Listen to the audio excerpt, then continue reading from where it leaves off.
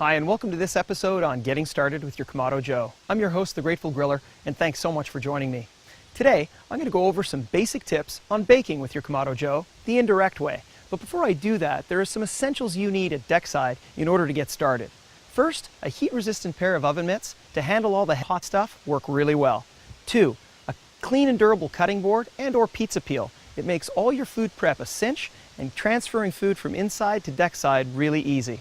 3, a couple of towels for those unforeseen messes. 4, a sharp knife and/or pizza cutter, because it's a must. And 5, a safe and efficient workspace. When you get these things dialed in, we're ready to get down and do some baking. To set your Kamado Joe up for baking the best pizzas, breads, cakes, and even cookies, simply fill your firebox with Kamado Joe Premium Lump Charcoal just above the air holes and light your fire with Kamado Joe Non-Toxic Fire Starter. Never use lighter fluid, as it'll impart nasty taste to your food and won't do anything good for your cooker. Once the fire's lit, open your top and bottom vents all the way for maximum airflow.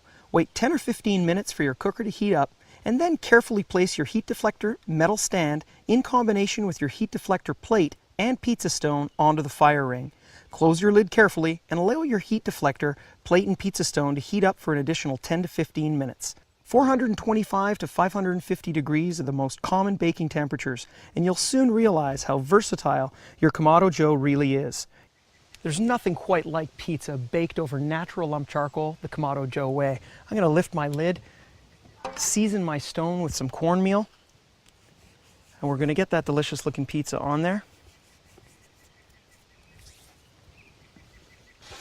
We're going to be back in about 15 minutes to taste the results.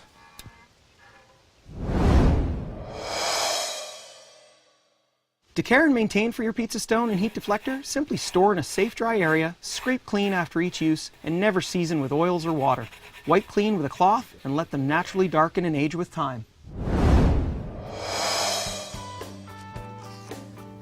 Well, that brings us to the end of this episode, and I want to personally thank you for joining me today.